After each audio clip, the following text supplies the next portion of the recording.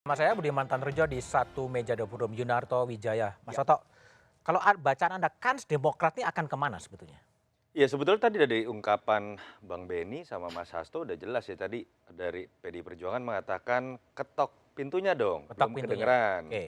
Artinya tuan rumah sudah udah mempersilahkan, berarti kalau udah pengen ngetok pintu, udah ada di halaman. Udah di halaman, tinggal Jadi masuk. sebetulnya sudah ngebel, udah masuk halaman, tinggal satu langkah lagi ketok pintu. Belum digembok tapi artinya kan? Tidak digembok, Nggak karena kalau digembok, ya? digembok masuk pagar pun udah nggak boleh gitu.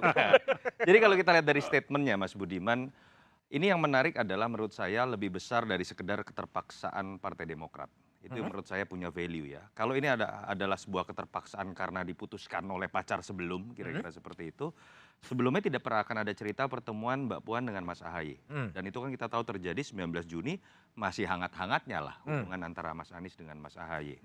Bahkan Pak SBY sendiri yang bermimpi langsung tweet pada saat tanggal yang sama dengan pertemuan Mbak Puan dengan Mas Ahaye. Artinya kan majelis tinggi memberikan positioning yang sama dengan apa yang dilakukan Mas Ahaye.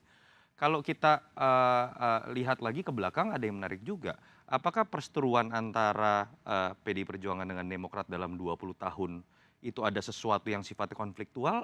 Enggak juga. Enggak juga. Dalam konteks kepartaian dan nilai-nilai ya. Kalau kita bicara tadi Bang Benny sudah mengatakan ideologi. Kalau kita bicara misalkan bandingkan pun misalnya PDI Perjuangan sering berbantahan dengan Nasdem misalnya. Konteks misalnya sesuatu yang menurut saya sangat terkait dengan hal yang sensitif. Misalnya terkait bagaimana Kejaksaan Agung saat itu dipegang oleh Nasdem. Penyalahgunaan kekuasaan misalnya.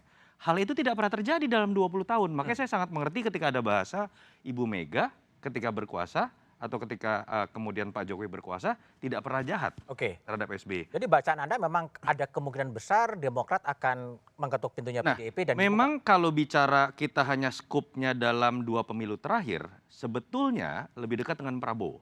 Karena Demokrat mendukung Prabowo. Tetapi kalau bicara narasi yang lebih besar, yang katakanlah priceless buat Pak SBY dan buat partai ini, ada narasi rekonsiliasi itu menurut saya yang nilainya bukan sekedar elektoral. lebih tinggi. Tapi terkait dengan branding partai masing-masing dan itu akan menguntungkan kedua belah partai bukan hanya dalam konteks konsolidasi pemenangan 2024 tapi image di mata publik yang nilai dari sebuah rekonsiliasi itu sangat besar. Jadi menurut saya ini sesuatu yang kita jangan lihat dalam konteks power sharing yang akan lebih menarik siapa, tapi dalam memberikan penilaian tentang kualitas pemilu 2024. Kalau memang bisa terjadi rekonsiliasi antara dua partai ini, menurut saya itu akan menambah nilai pemilu 2024. Menambah nilai pemilu, oke, baik.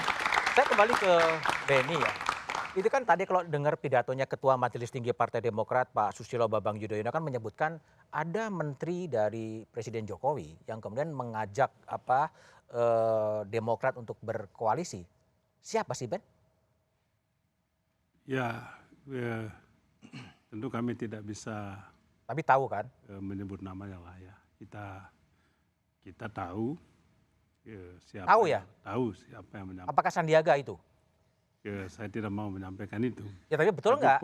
Poin yang penting itu adalah bahwa ada agenda itu, bahwa ada seorang pejabat yang mencoba menyampaikan. Menteri kalau Pak SBY, bilang pejabat. Ya, yang tadi disampaikan oleh Pak Budiman itu. Tapi poinnya itu adalah bahwa sepertinya ada mastermind yang ingin supaya mastermind-nya siapa sih Ben? Yang ngantong-ngantongin dia, saya juga nggak tahu siapa ini. Oh nggak tahu, kan tapi begitu, Pak SBY tahu nggak? Kalau kita tahu kan pasti kita sebut itu namanya. Oh kamu nggak tahu? Saya nggak tahu soalnya. Saya nggak tahu siapa, tapi realitas itu ada, kenyataan itu ada. Apa yang kami alami itu memang terjadi seperti itu.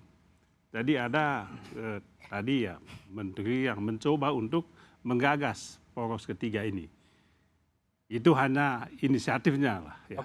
Tapi konteksnya itu adalah konteks yang kemudian berujung kepada partai kami dihempaskan begitu saja oleh Pak Anies dan sekutunya. Jadi kami ingat kemudian ini ada kaitannya dengan Pak Menteri yang sebelumnya datang kepada kami untuk mencoba menawarkan kalau bisa Demokrat lah dengan ini.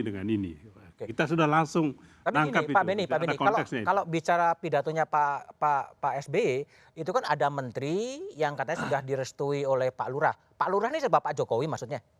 Ya, enggak tahu saya siapa Pak Lurah ini.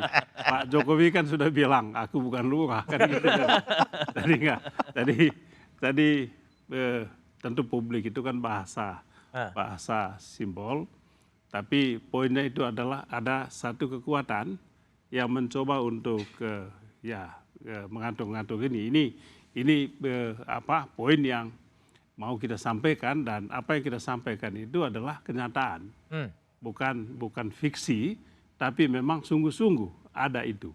Baik. Mungkin niatnya baik. Ya, mungkin saja niatnya baik, tidak ada niat yang baik. Niat si menteri itu ya? Tapi tadi yang saya katakan itu, ini kan kemudian mengingatkan kami kenyataan itu tadi, setelah kemudian kami dicampakkan oleh Pak Anies Baswedan. Diksinya dicampakkan.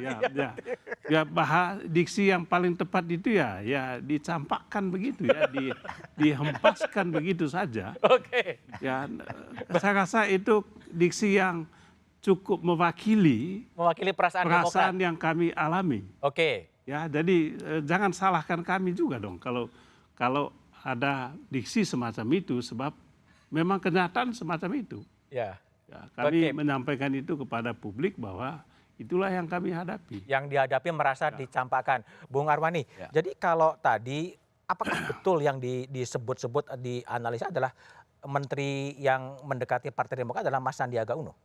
Katanya begitu. Katanya begitu. Saya dengar-dengar itu kok, itu kayaknya arahnya kok ke Mas Sandi. Terus? Tapi saya juga nggak yakin, karena Mas Sandi itu sebagai ketua Bapilu P3 yang juga diamanatkan dalam Rapimnas 6 ya sebagai cawapresnya Pak P3 Ganjar, ya itu tidak ada tugas untuk menjalin atau otak-atik koalisi baru lagi, itu nggak ada. Nggak ada. Tugasnya jelas. Dari P3 nggak ada ya? Nggak ada.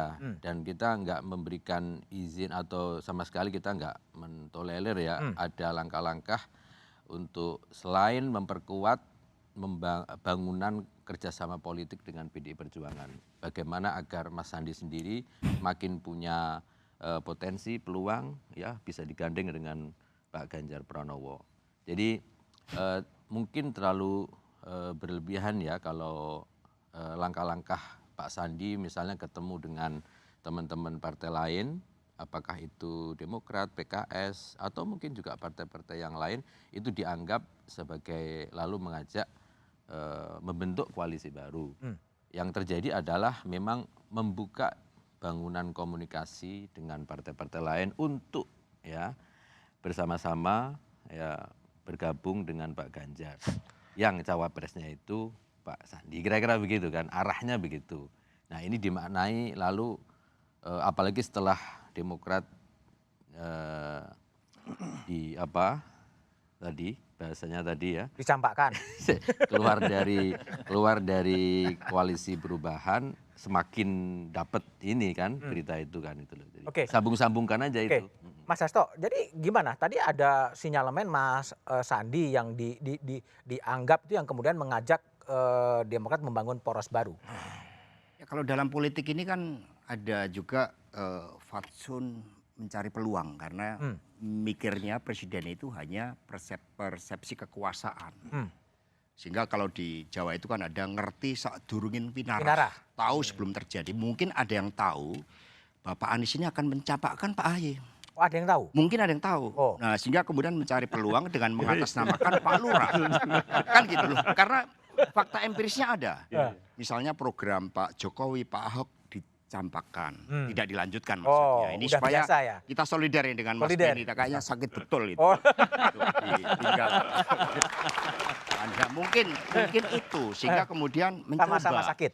Siapa tahu itu betul-betul terjadi, maka kemudian menawarkan. Tapi kalau itu dikatakan mastermind-nya itu Pak Lurah itu adalah Pak Presiden, itu kami nggak percaya. Nggak percaya. Memang Pak Presiden itu tidak suka campur tangan. Tapi yang beliau orangnya kan merakyat, sehingga banyak yang suka mengatasnamakan Presiden. Ada yang mengatasnamakan gerak-gerak politik.